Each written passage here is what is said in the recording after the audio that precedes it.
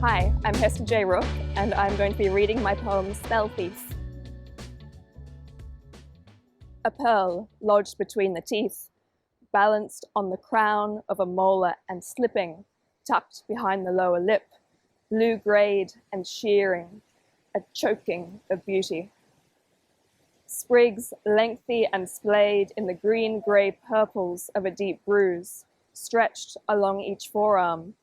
The buds swell and unpeel at the wrist, sweet-smelling fingerprints. Roses placed behind the eyes, a bloodshot of profusion, salt-streaked, petal-crushed, and in the very center heart, beetle-nipped and sticky with pollen, wide and bare. Each hand is of cloth, bound about the fingers until they are misshapen, a clench of woven bone and sinew, and the urge to stretch, splay, reach, take, and release. The belly is deep-caved and empty, dusted with curls and poured with honey, a disguising and drowning, a bathing of false gold, a trap entered into with open eyes and hope on the tongue. Down the sternum, folded into a flap of skin, burrowed into the deep place, interlinked with the heartbeat and the breath. Place a hex so sweet, it floods with silver storms. Storms like song, and wait, darling, wait. It will unfurl you.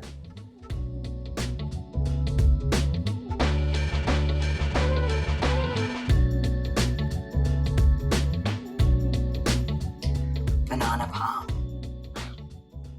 You walk further than you realize. Toadfish wind the shallows, misnomer of the anxious coast. The syllables are motors, birding steel across the surface. I am adjusting expectations. Steadily, I bring the water to boil.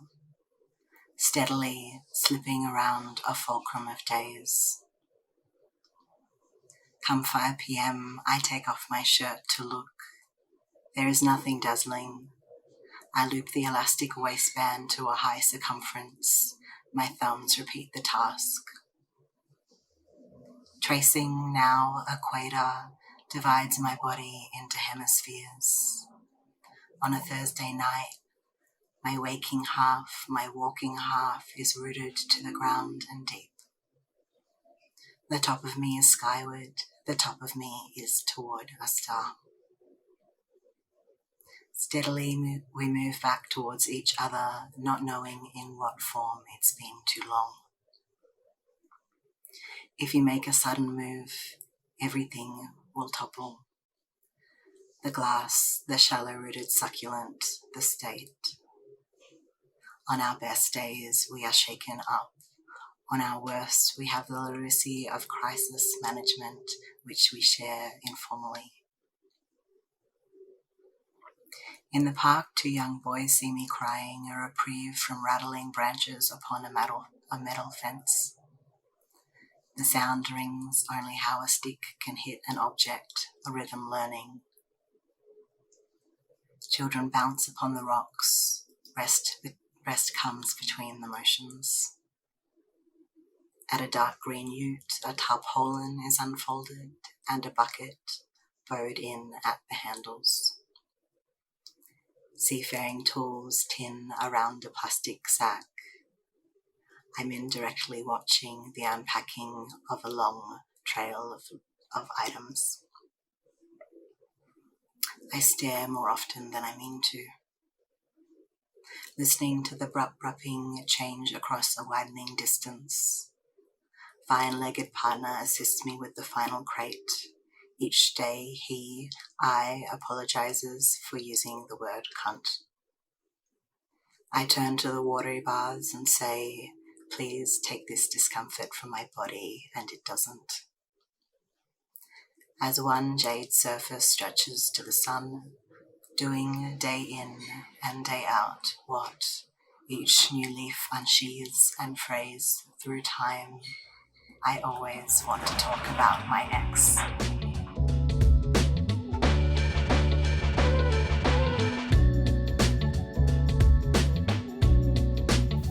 Between the Sun and Pluto. I am a word man. In my bedroom, each book is a planet of plot, characters, dialogue, and setting. A solar system of words. Boxed under the bed, to-be-read books spin on their axis and watch and wait. It is the ever-patient waiting that words do. Some to-be-reads revolve between the floor and the bedside table. Gravity pulls them to rest on the bottom shelf as if an exploring asteroid. These worlds rotate next to the top shelf and land on the cotton sheet. Exploration complete. Through the night, a pocket of light launches these stories. Do these words speckle the galaxy like celestial dust between the Sun and Pluto? This is my award-winning poetry chapbook, Conspiracy of Skin. It is a memoir in verse of living with HIV and is available from myself or from the Studio Press website.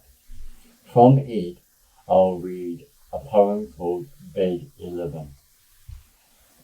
Bed 11, 18th of June 1992. Admission towards 17 South St. Vincent Hospital, Darlinghurst. 8 beds, half a metre apart in a room meant for 6. My hard plank of respite is bed 11. Bedhead lamps, halo light upwards. In this wall, some shining lights become future dark. Bones protrude their parchment skin, their bodies trolleyed to the room of no return, the end of the line. Other lives look up. I sing a Blue King's lyric, its verses resilient against the shadow proclamation. This is a national anthology called Rising Water, Rain, River, Reef. It was published by Red Room Poetry in 2020 and is available from their website. I'm reading my poem called Homecoming. Homecoming. Was it the rainy moon, a longing for reanimation, or a reminder to us of the sound we had lost, forgotten? 2 weeks before, for a week, the vault above had warned us. During those days, an oyster sky for an hour, here, there, spoke sprinkles and fine netting. For an afternoon on different days, a purple bruised dome scrawled torrents of silver needles. A dirty washing firmament patterned steady rain for 2 long days. Rivulets of earthbound stories gushed down cliff faces and hills, pooled in many spots along the street. Water molecules gathered for story times. The following week, the weather was clear. We mailed letters, purchased bread, hung washing on our lines. In March 1974, Lismore ignored another inundation. No street signs write your histories. Different depths at points on the floodplain, bricks and mortar and belongings became flotsam, exposed foundations, art installations. Again in March, Cyclone Debbie and a low-pressure system co-joined. Conversations between them and you, Wilson's River, rumbled. After 40 plus years, your perfect memory was right. Your homecoming took shape. In your ancient way, our built environment, farmland, and beach club remnants became intimates. For generations, where lifted belongings, moved stock and vehicles, then returned them. Yet this life cycle was different. The old stories were washed away. Afterwards, we stood still, our hearts roiled, minds soiled. All your new stories were now mud, hidden and awaited reappearance. Were you angry with us? Was it the construction of the living? When will your voice speak our listen? But it's absolutely necessary.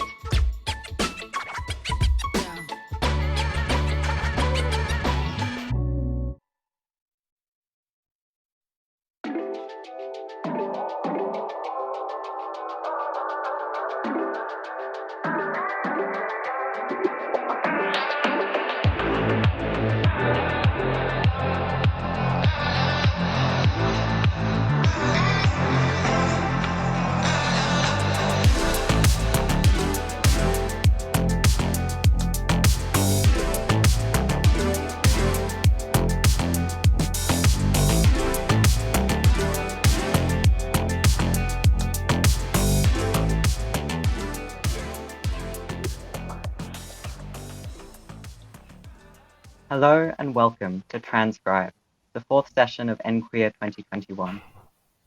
To begin, I would like to acknowledge the traditional owners of the lands on which EnQueer is based, the Gadigal people of the Eora Nation. I would further like to acknowledge the Darug and Gundungara peoples of the Eora Nation. I pay my respects to elders, past, present, and emerging, and all Aboriginal and Torres Strait Islander peoples joining us today. I pay my respects and my love to all sister girls and brother boys, and to all queer, trans, and gender diverse Aboriginal people and Torres Strait Islanders. This is, was, and always will be Aboriginal land, and it is a great pleasure to be joining you on this Aboriginal land. Thank you for joining us for this discussion of all things gender and literature and the writing of trans experience.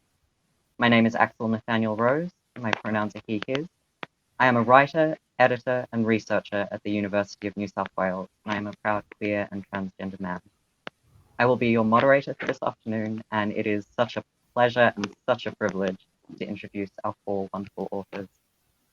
Cadance Bell is an author, public speaker, and a writer, producer, director of film and TV. Her debut memoir, The All of It, A Bogan Rhapsody, thus far described as a swell coming-of-gender bush epic within a family cobbled together by secrets and love, will be published by Penguin Random House in 2022, and she is currently working on a novel.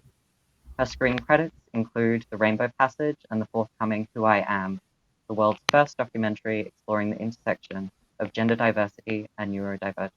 Thank you so much for joining us, Kate. Sam Elkin is a writer and radio maker. Sam Elkin is a writer and radio maker.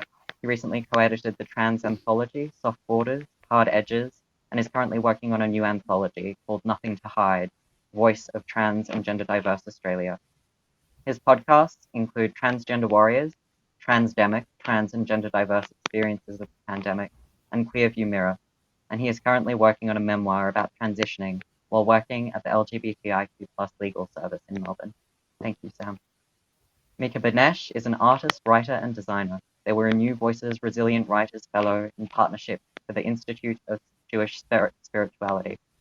A finalist of the 66th Blake Prize, Mika is interested in facilitating queer and trans-affirming Jewish practices through ritual object design and cultivating a body of transgender Jewish knowledge and practices. They are working towards building genuinely trans-affirming practices in the arts, having recently co-authored the Nava Guide to Working with Trans and Gender Variant Communities. And Joe Bragg is a writer, visual artist, researcher, poet, and speaker on topics of gender diversity, queer identity, and queer theory. Their work explores trans and queer visibility and invisibility, the internet as a performative space, and the archives of women's and queer histories. They recently completed their Masters of Fine Arts at Monash University with first-class honours, researching trans, feminist, gender, queer art theory, and the queerness of failure. Their forthcoming exhibition, Twisting, Turning, Winding, Takatapui, and Queer Material Culture in Aotearoa will be hosted by Object Space. Thank you all so very much for joining us for this really exciting conversation. So, let's start at the very beginning of all writerly journeys, and that is reading. What writing influenced your gender and experience of your own gender growing up? Cadance, I'll throw that to you first. I would say that the only writing that really influenced me growing up actually enforced gender norms. I don't think I read anything growing up that actually spoke to the trans or non-binary experience at all. And to that end, if I wanted to see that sort of content, I had to write my own. I remember, I think it was in year 8 English at school, English teacher, Mr. McNeil, on any day that it rained, we would have to write stories or write sense poems, as he called them. And the first time I publicly wrote a story about gender diversity was this story in which the kids at this school could wear whatever they wanted. Now, back then, I think it was 1998, it was kind of radical, and I was terrified to submit it as an assessment because, boys are wearing dresses and, girls are wearing jeans to school. And thankfully, I wasn't kicked out of the school. I was convinced that I might have been. And I was just told it was very imaginative, but unrealistic at the same time.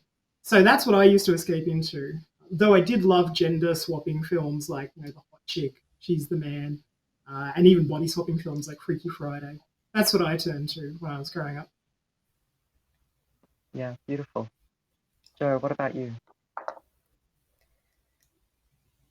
I grew up in rural Aotearoa, so I used the library as a very literal escape from the sort of hiding from the outside world. I didn't encounter any specifically genderqueer or trans characters in the books I was reading, but my experience of reading was trans, if that makes sense. I would inform the world around me with a sort of fiction and fantasy and really use it as a fantastical way to inform experiences I couldn't yet understand.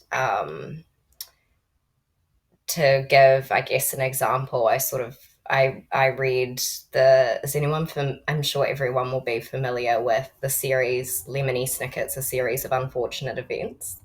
It's actually quite an arduous body of work, but I've read it from first to last, from last back to first, all the way.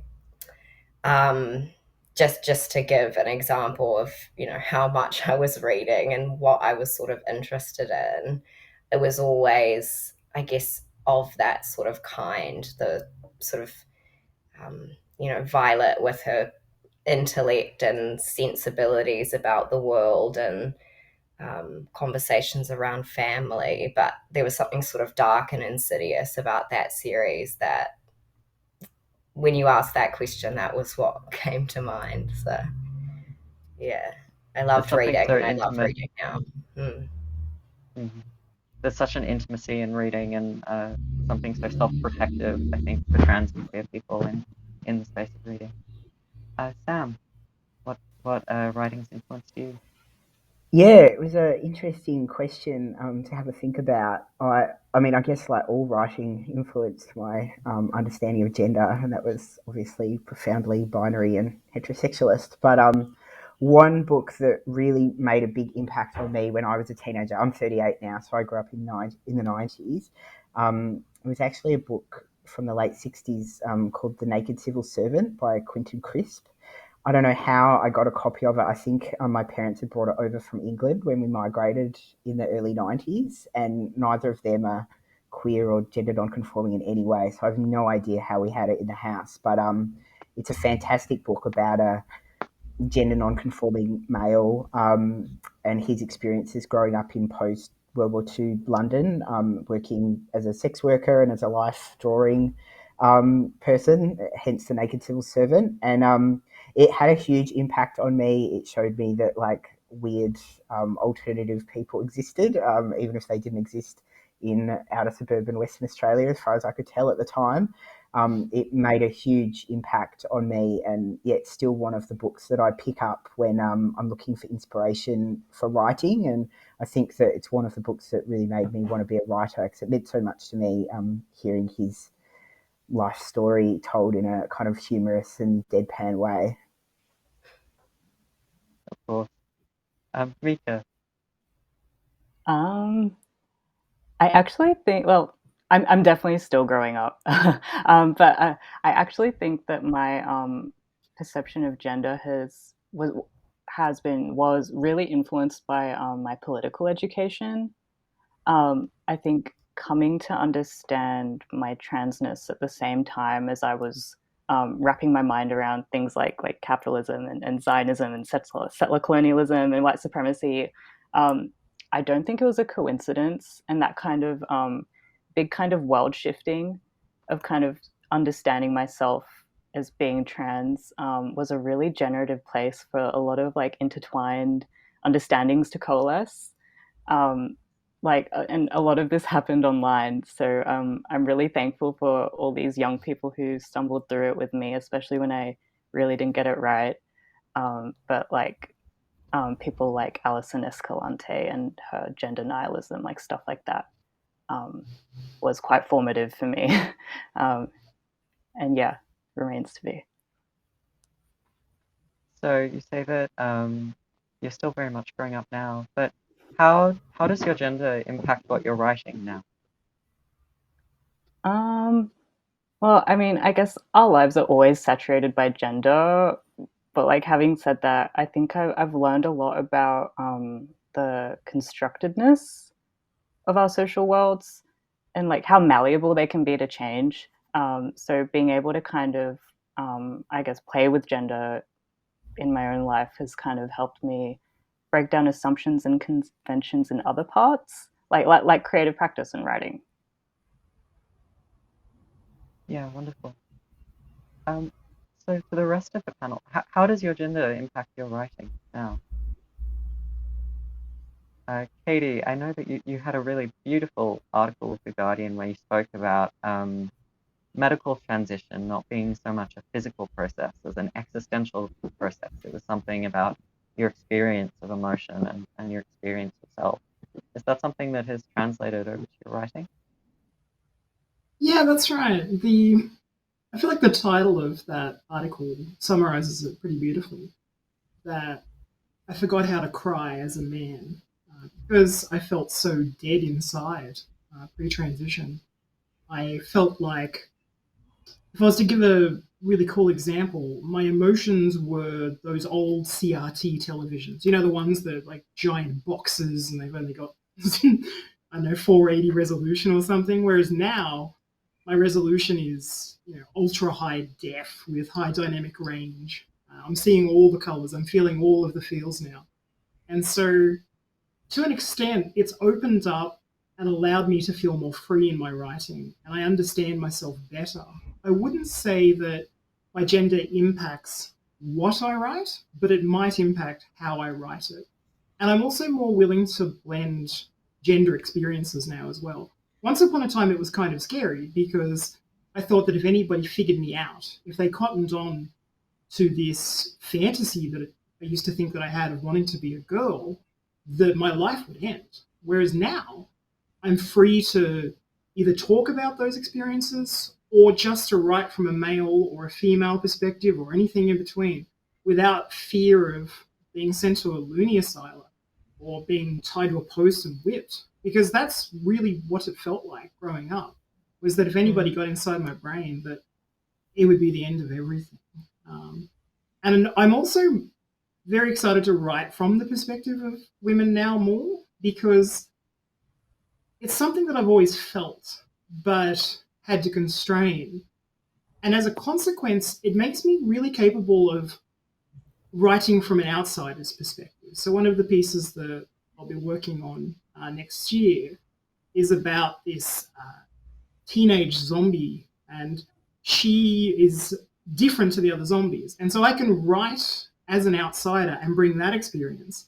And I can write as, a former male and bring that experience. And I can also now write as a woman. And if I blend all those together, it gives me a larger scope. It gives me more definition for what I write. Yeah, a beautiful diversity of experience within your own life. Sam, A how wider about you? palette. Yeah, it was interesting listening to what Cadance just said. I was thinking about how, as somebody who is trans or gender non-conforming, you do spend a lot of time, particularly before, and during transitioning, like thinking about what other people are doing and how they're expressing their gender and how to do it right or not to do it wrong. And so I do think that experience of, feeling as though you're on the outside and always trying to sort of do something that you're not doing quite right does sort of lend itself pretty well to having a writerly way of seeing the world. So yeah, I hope that my experiences of not fitting in have helped me kind of develop my skills of observation that I can put in my writing. But I mean, at the moment, I'm writing a memoir about transitioning, so I guess that's fairly self-evident that it does involve that. But yeah, I'm trying to take the experience to kind of problematize the idea of gender transition and what does change and what really doesn't change, and try and write it in a really authentic way that leaves questions, difficult questions that we don't like to address sometimes open, about, non-binary gender identities, what gender is, and, whether if you're presenting in public as a cis white male, like what responsibilities you then have to the system that you've, a part of. So yeah, it influences my work a lot. And do you feel an obligation to write trans stories? Do you? I do, yeah, I really do. I'm doing a lot of writing about trans and gender non-conforming stuff at the moment. I'm really enjoying, in addition to writing my own personal life narrative, I'm really enjoying writing fiction and trying to write weird, creative fiction about using the kind of concept of like monstrosity and not fitting in, to create kind of like weird trans-inspired stories, using, horror tropes and things like that, which has been really fun, which I've never done before. I don't really consider myself to be a very good fiction writer, but I think that this is a great time to try new things and to talk about gender in new ways and try and find new ways to talk about the experiences of being different and to, problematize the concept of gender as everybody experiences it in new ways. So I think it's a great time to be writing in this, topic, and I'm always really encouraged to see new writers coming out doing things in, weird and expressive ways, which I never would have thought to do. But yeah, I definitely do feel a responsibility to write gender non-conforming experiences at the moment because, there isn't a lot, and we're in a time of great change, where medical advances have meant that we've been able to live our lives differently, and social justice movements have meant that we can, explore different kinds of identities. And this is, transformative. So why, I don't think somebody should have to, but why wouldn't you if you've got that perspective? Yeah, absolutely. Is that resonant for the rest of the panel in terms of your experience of writing on trans topics? I want to normalize trans people and I want to see them known and included because representation matters. It's really, really important. But I also don't need to write trans stories because anything I write brings that experience to it. I'm an author first who just happens to be trans. And so what I write is shaped by my experience, but it's not defined by it. So I don't particularly want to write trans stories. I've just finished writing my memoir. That was exhausting, but I definitely want to make sure that those characters are seen, because the more that we see and the more that we normalize different experiences, the more that other people can know about those experiences, and they can know the people in their lives, and they can be more accepting, more tolerant, and hopefully they can have better relationships with those people as a consequence. Yeah. Joe, you wrote a really fascinating article, I think it was part of your master's project, about how during the pandemic, the idea of sickness is everywhere, and trans people in particular, but queer people as a whole, have, we've been socially marked as sick. How has the pandemic influenced your writing and your writing of trans and queer issues?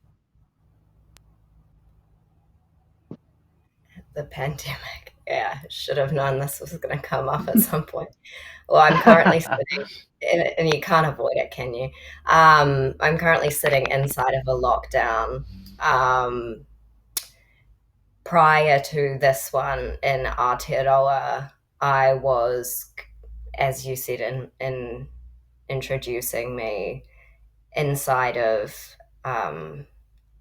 one of the extended lockdowns that took place in Melbourne, and I guess as a series of unfortunate events for me, I was trapped inside of those lockdowns in the very initial stages of medical transition, while also writing a thesis about gender. So, not to elaborate too much on that essay, it's, I can tell people where to find it at the end.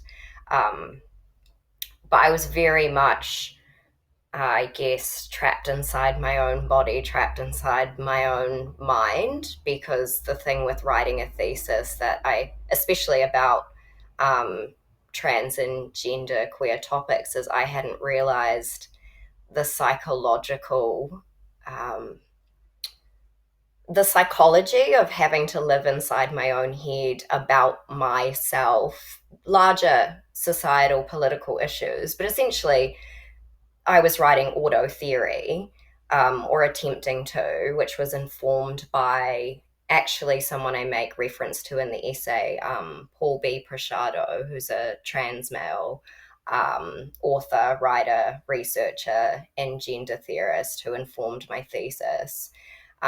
Where I found the time to write an essay alongside writing that thesis, I don't know. I just think at that moment in time, there were things I was reading and writing and seeing that were too urgent to wait, to hold off inside of my thesis. So yeah, the plague definitely informed my writing, and I think in a way it made me go really inward to a degree which perhaps was sort of unhealthy at times, because also in this pandemic, it's actually more important to go outwards and see a sort of more collectivist view of what you can do to help people. But considering I was inside of a lockdown, I've since returned to Aotearoa because my family is here. But anyway, I'm sure people will hear that and understand it was a very compelling and strange time. And I'm just glad I have that essay in my thesis. As I say, it is somewhat auto theory. That's tracked that experience and captured it. I hope for other researchers, artists, queer authors and makers to sort of see what that experience was like. I found it beautiful. I think you did an extraordinary job of articulating a very intimate process. So thank you. Mika, I might turn to you now. You've been interested in the idea of trans people being expected to do a lot of labor in educating others and telling our own stories. What do you think about the societal pressure for us to tell our stories and educate? Well, I mean, the thing is, like, it's not like I'm able to shut up about being trans or like make work that is not trans in some way. It's more that I kind of question what exactly makes a trans story or a trans piece of work I kind of think a work can be trans without ever directly referencing it. And my friend and incredible writer and comic artist Mia Nee was saying to me that it's kind of like Sontag's take on camp, in that the appeal of a work that we might be able to call a trans work is actually in its kind of its slipperiness and its plausible deniability in these like public and private layers of meaning, and that's something both is and it isn't. But at the same time, I do absolutely feel expectation, especially from I would say decision makers in the arts, to create work concerning transness that's like a certain kind of legible or palatable and linear and easy to understand. And oftentimes this work is also, I would say, in service of capital. Like that is, like a brand partnership or a corporate sponsored Pride Month gig. And it's a pretty slimy pinkwashing. It's really frustrating as well because paid work is so scarce right now. So it's not that I don't want to make work concerned with transness, but more that it's difficult to do it on my own terms. And so I guess this is something I'm trying to think through the precarity of trans labor in my writing at the moment. So hopefully I'll have something to share not too far in the future. Something to really look forward to. There is such a, I as an author certainly feel a sense of duty, and at the same time, in such a competitive space where there seems to be a fixed market, how many trans people can be in one space at the same time? I think this is quite a big group. But in terms of decision making and the types of stories that we'd be hearing if more trans people's voices were being elevated, do you think there'd be a difference in the stories that we were telling? Yes and no. I think I worry that when we focus too much on well, it's kind of what you were saying. Like if we had more trans people, so I've been shifting towards thinking of this problem of representation as a collective thing, and if we worry too much about getting individuals in the room but not changing the room that they're in, so to speak, it'll continue. So I think as well as kind of obviously having spaces where trans work is prioritized and uplifted, it's also about us making those spaces for ourselves sometimes, or trying to find ways to not be so reliant on this precarious model, because the scarcity mindset affects everybody in the arts. It's not just us. And so I think by thinking through our precarity, we can find ways to connect with the collective and find models of working that benefit everybody, because trans liberation frees us all. Absolutely. Sam, on a similar note, you were one of the founders of the Spilling the Tea collective, which is an organization of development for transgender writers. What brought you to that point? Yeah, that came out of had a chat with my co-collaborator Eve Rees, who's another trans writer, and we met because I interviewed them on a podcast that I was doing at the time, Transgender Warriors, and we both just thought, oh, wouldn't it be great if there was a trans and gender diverse writers collective?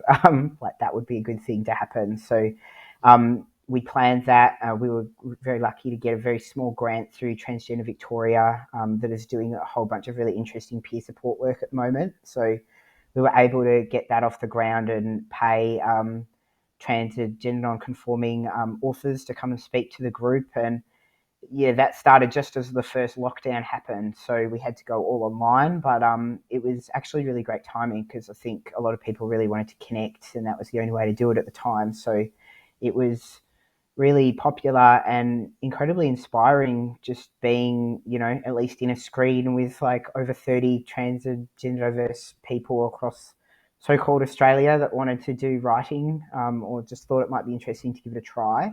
I certainly found it really inspiring, and I think that when you feel like you're a part of a group of people that are all trying to tell different stories, it's quite liberating because it makes you have less anxiety about like, oh, if I tell my story, am I not telling it right? Am I gonna, make us all look bad or make us all look like we're from a certain class background or from a certain ethnic background?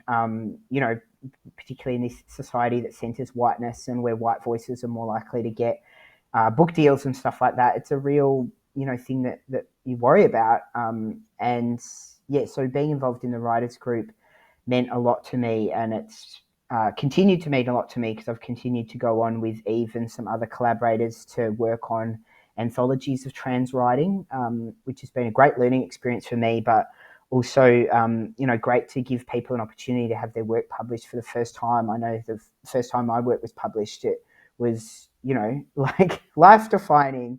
And, I wanted other people to have that experience. So I think that, hopefully, a lot of people that were published in that book that Mika is holding up, thank you, will go on to publish more books.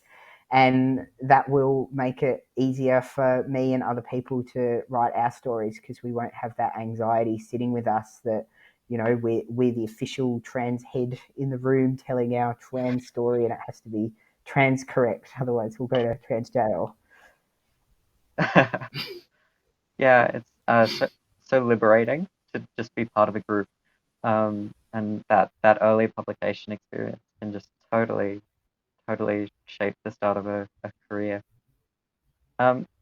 Katie, you have written quite a few times about really wanting to tell positive trans stories and happy trans stories, particularly with regards to your fiance. You have such a beautiful love story. What has the reception of your happy, beautiful trans stories been when we're very saturated with sad trans stories, tragic trans stories? Tremendous. I think it's very easy to get swept up in all the doom and gloom. Not just being a trans person, going through the trans experience, just in the era. I mean, climate change, the pandemic, a fragile democracy. There's plenty of things to get really depresso about. I would rather be the Ted Lasso of trans experience and not drag people through more of the muck. I mean, don't get me wrong, it's very, very important that we share the negative parts of our experience because it happens and it can be quite cathartic to know that we're not alone and that there are others out there that have been through what we've been through. But I think at the end of the day, it's about balancing. And not just that. I think that if people are too shocked, if people are too depressed, or if people are too upset about a topic, they can switch off. That part of their brain that actually wants to do something about it just goes, well, this is too hard. I'm going to put it into the too hard basket. This problem doesn't exist anymore.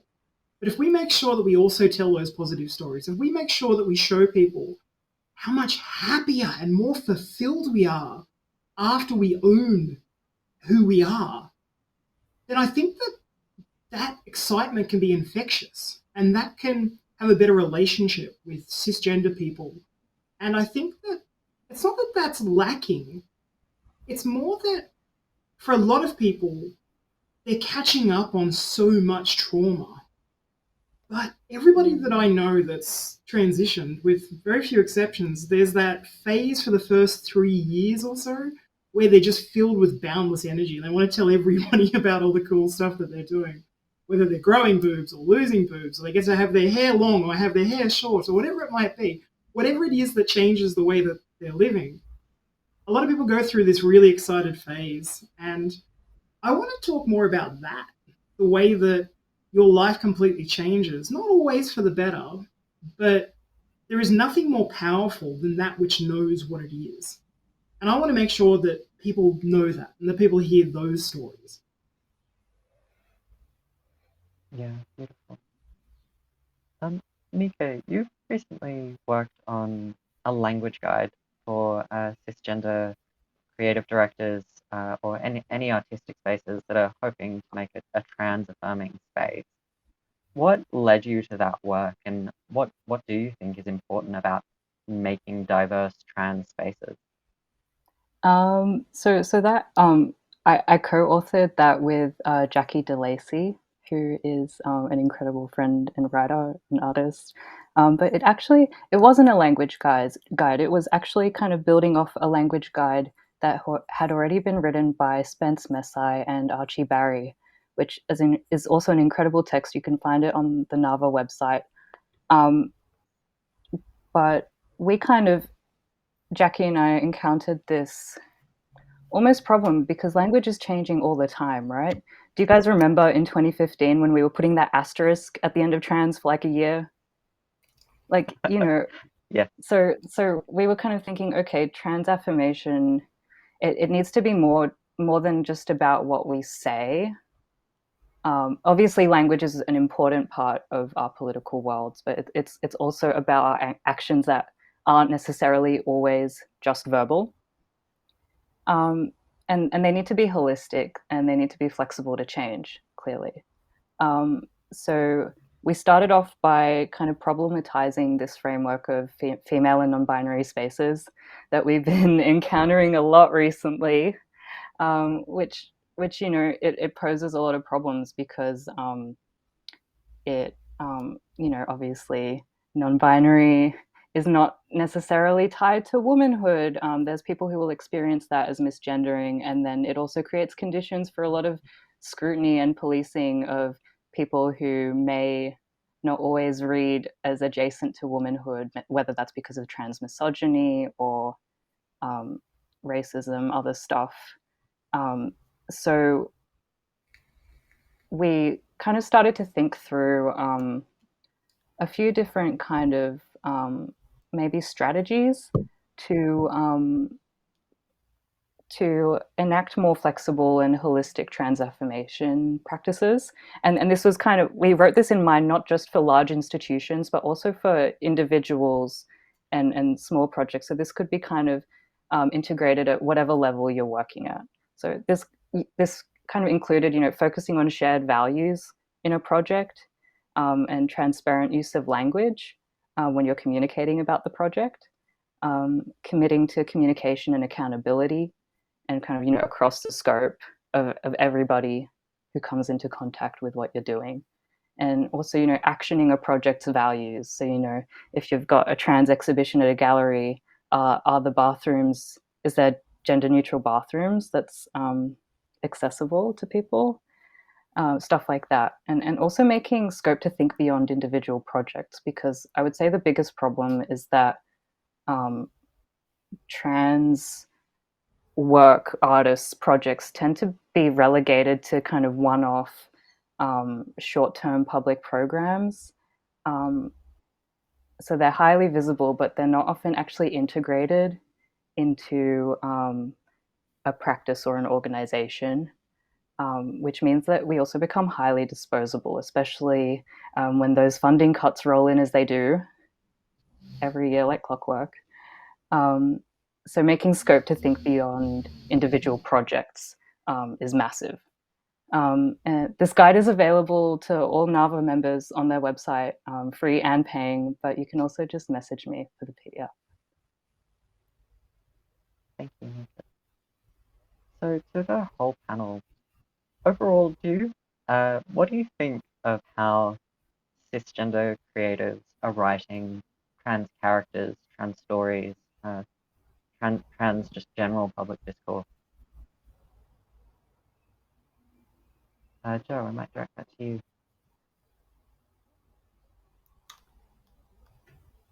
No comment. No comment. Fantastic. Sam, as someone who's worked in the LGBTQI plus legal service, and you've done a lot of education of cisgender companions. What do you think? How are cisgender people telling your story?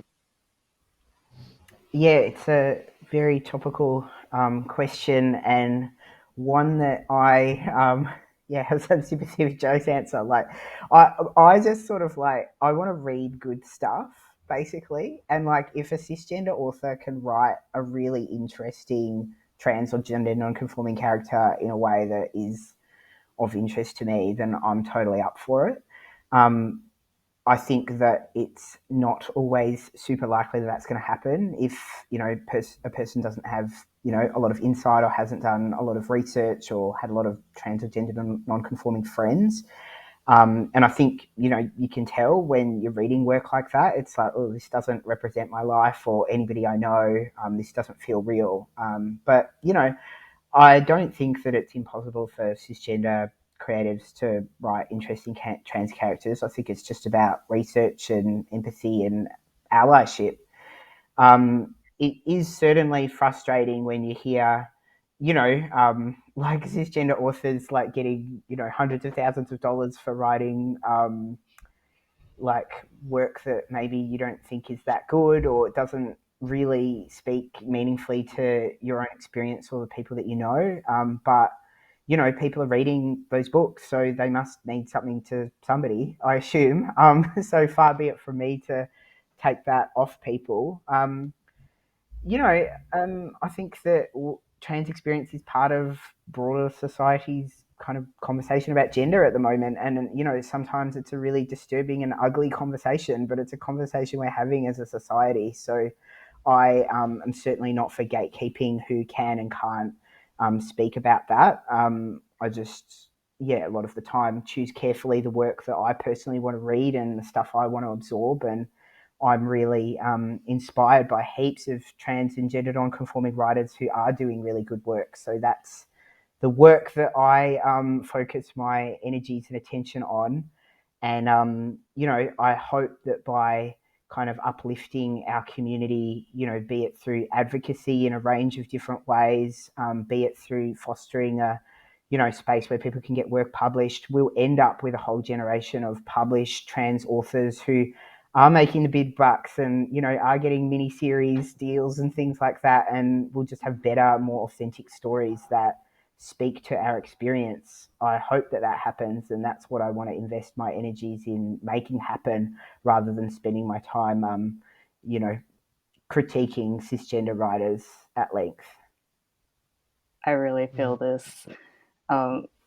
I really resonated with what Oliver Reeson wrote in the Sydney Review of Books, that often like the literary function and quality of a work is overshadowed by the author's identity. It's like we see this go in all different ways. We see how this impacts, you know, trans creative people who are making work where it often gets kind of boiled down to who they are rather than the work they're making.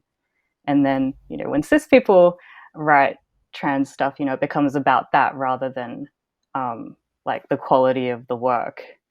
And the industry is biased. So, you know, there's good reason to have some of those conversations sometimes. And yeah, I do think it's possible for a cis author to write trans stuff well.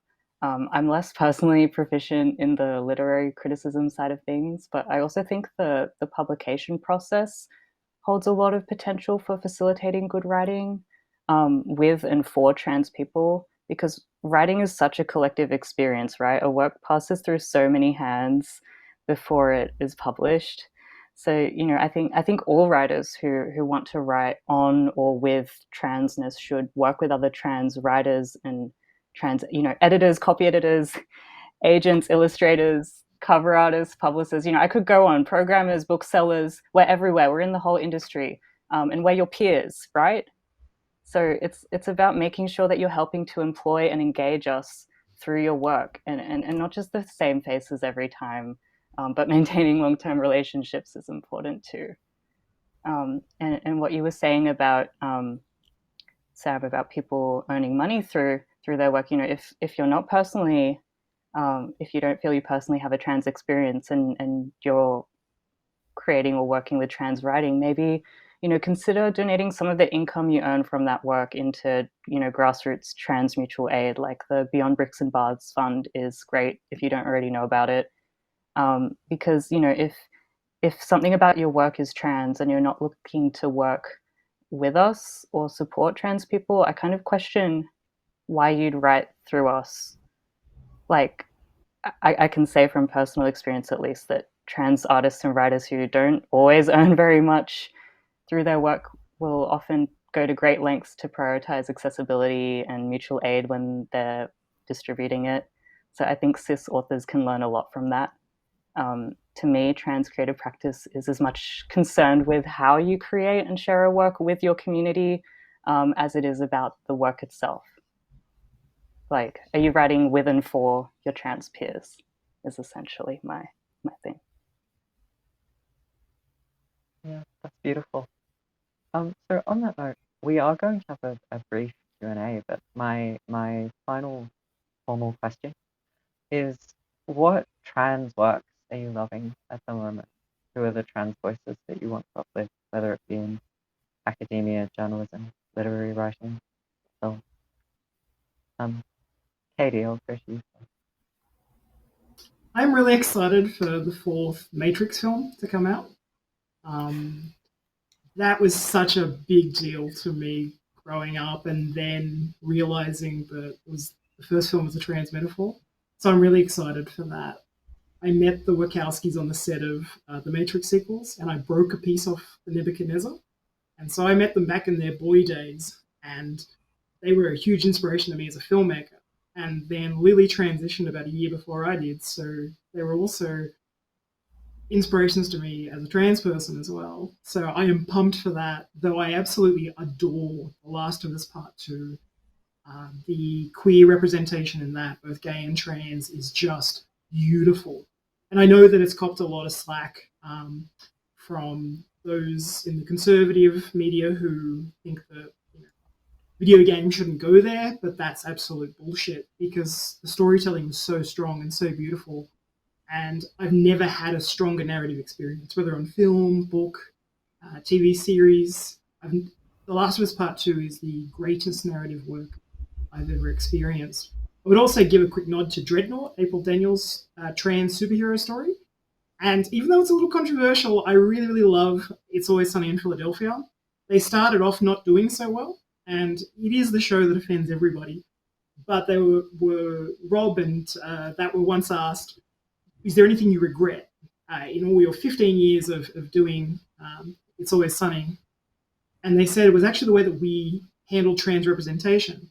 And so the way they said about dealing with that was to, as the seasons went on, to make the trans representation much more authentic, and it was much better received as a consequence as well, because they actually brought trans voices into the writing room to do that. So I'm a big fan of that as well. But if you haven't played it, play The Last of Us and The Last of Us Part 2, and then send me a message, let me know what you thought of it. Fantastic. Joe, what about you? I've been stuck in thesis land and essay writing land for some time now, to the point where I literally demarcate it as if it's a physical location. So I have to say, read Testo Junkie by Paul B. Prashado. That's the auto theory that I based my thesis around, and also perhaps obvious anything by Jack Halberstam, specifically A Queer Time and Place, or The Queer Art of Failure, which again informed my thesis. And I guess read my thesis. It's on my website. Yeah, lots of and poetry by Trish Salah. Just when I have a break. There's just so Fantastic. much, honestly. Thank you. Sam, trans creatives you'd like to uplift today? Well, I'm not sure if this person is actually trans, but I'll do a show and tell. This book I just read, called After Eunuchs, Science, Medicine and the Transformation of Sex in Modern China. I'm mainly a non-fiction reader, and this book was amazing. And there's heaps in it about eunuchs, obviously, in China, but also about a bunch of trans and gender non-conforming people in Taiwan in the 50s and 60s and beyond. And I've found that an incredibly insightful read. I'm really trying to educate myself about trans experience that's not American or British or Australian.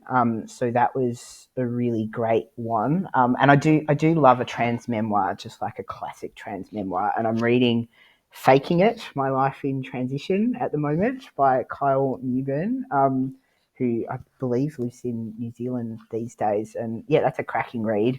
But yeah, I'm always open to suggestions, and I've been writing all of everybody else's suggestions in my notes. So yeah, interested to hear what everybody else is reading. Mika. I made a big list in preparation for this. I'll try to keep it brief. I'll just try to not spend too much on each one. Mia Nee, her work is incredible. Her kind of comic essays are gorgeous. You Defeated, especially. And I'm so excited for her manuscript. As well as that, transgender Marxism. Oh my God, so good.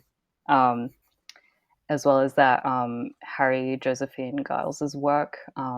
Both her new book, Deep Wheel Orcadia. I haven't read it yet, but I'm really excited. And also Wages for Transition.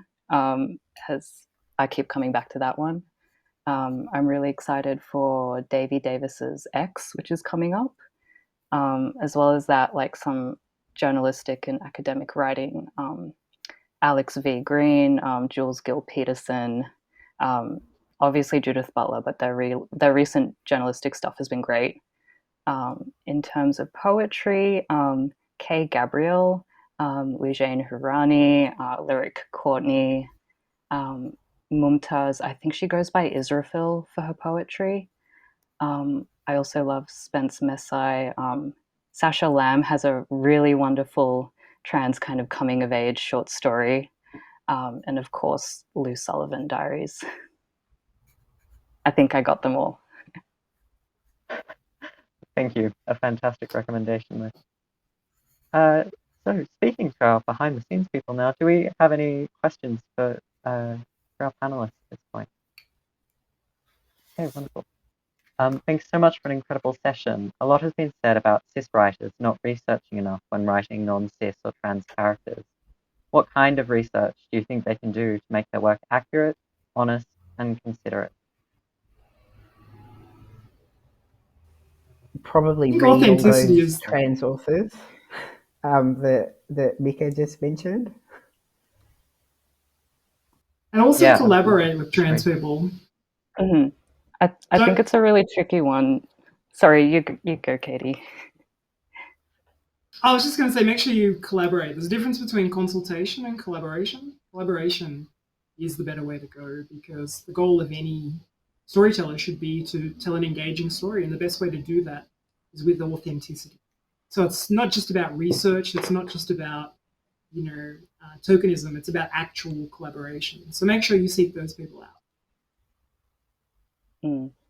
I think it's also being aware of the limitations of research, because there are some things that I would personally never even say in front of a cis person, just because that's something that's a bit more difficult to know how it'll be received, or it's something that I just don't think they need to hear. That's for me and whoever I choose to share it with.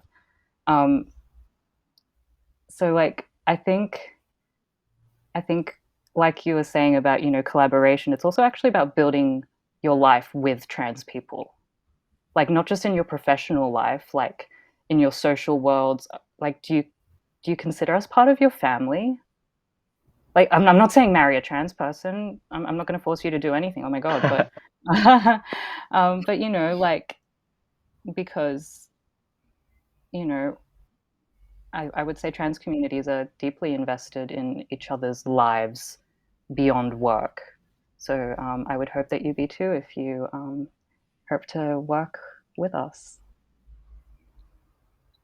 And I mean, marry trans people is always a nice bit of advice to give as well. So not bad. Next, yeah, we're great. Marry us. Marriage equality happen.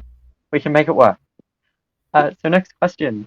You touched on Unix Sam, and a lot of Asian, Indigenous, and pre-Renaissance European cultures acknowledged eunuchs.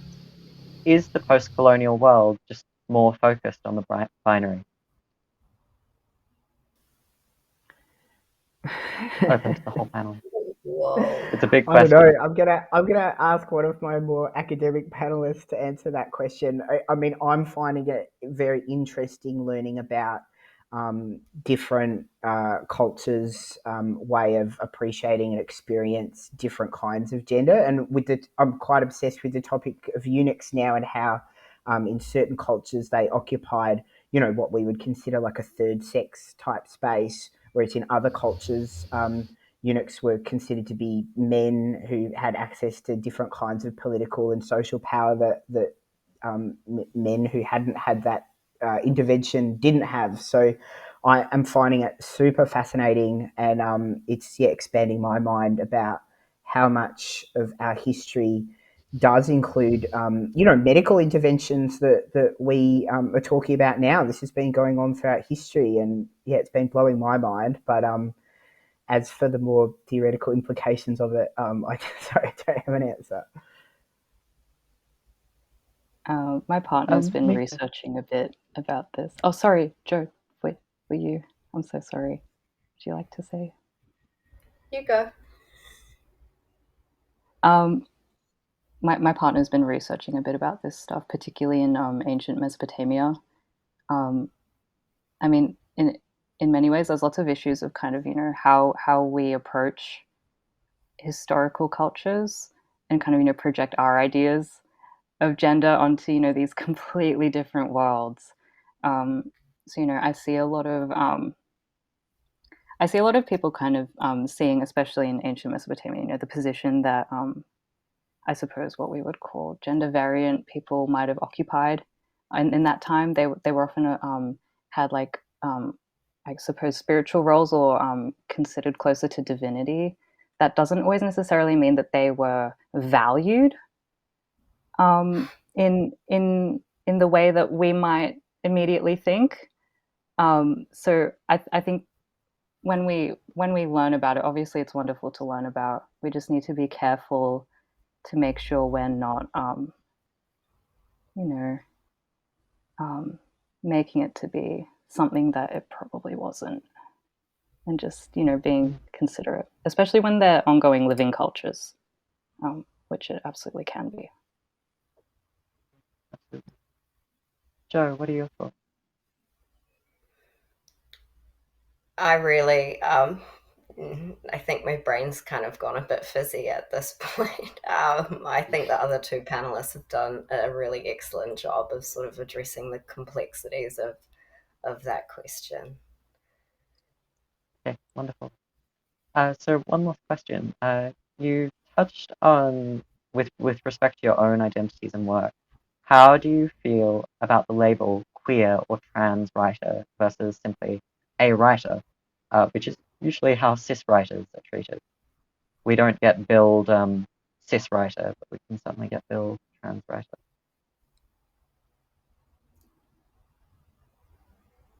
I think that a writer's a writer. I think a film director's a film director. An artist is an artist. It's not that our identity doesn't reflect itself in our work, but that's not what defines us. I think that putting trans in front of any job title is a mistake. Now, it could be in the bio. You might see a book appear on Amazon, and one of its tags might be queer or LGBTQA+ or trans. That's okay. If you're tagging, cool. But I don't think that it should be in a person's title. I don't think that it doesn't really elevate the conversation. And if anything, it might put people into a little tiny pocket. And at the end of the day, we are who we are, and the type of artist we are is irrelevant to our identity. Yeah, wonderful. We do have actually one more question. What can we do when lateral violence within the trans and gender non-conforming community silences voices? How can we write through that? Very big question.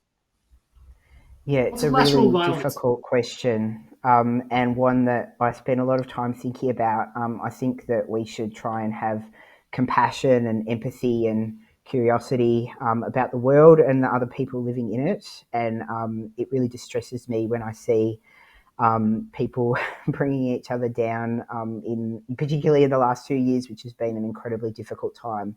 I think that we should be accountable to each other and be open to having conversations about doing things better. But yeah, I hope that in the next 20 years or so, when we see a proliferation of more work by different writers from different perspectives, we might, as a very oppressed and traumatized group of people, be able to do a better job of not bringing each other down.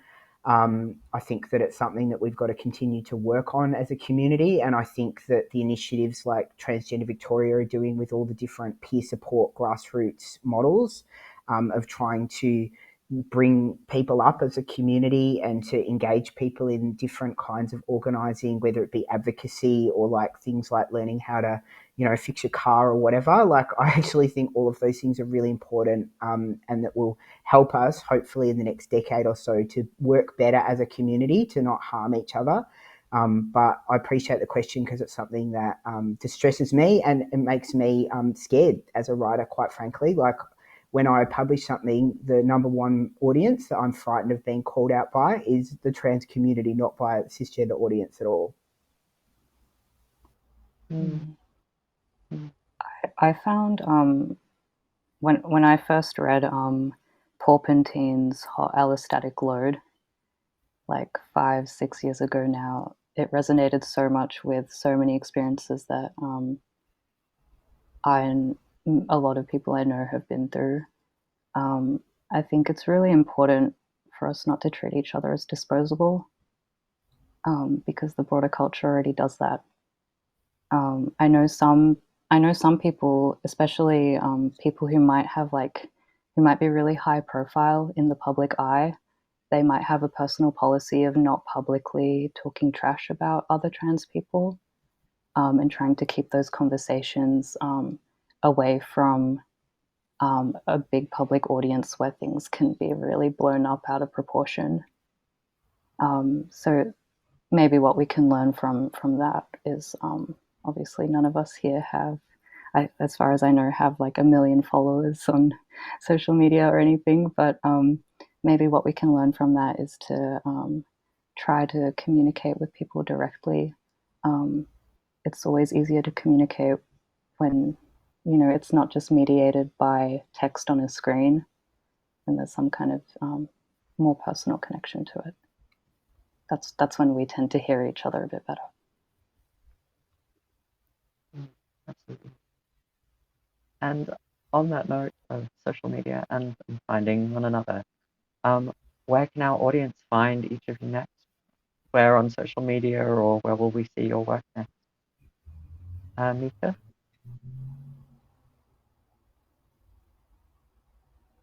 Oh, are you muted?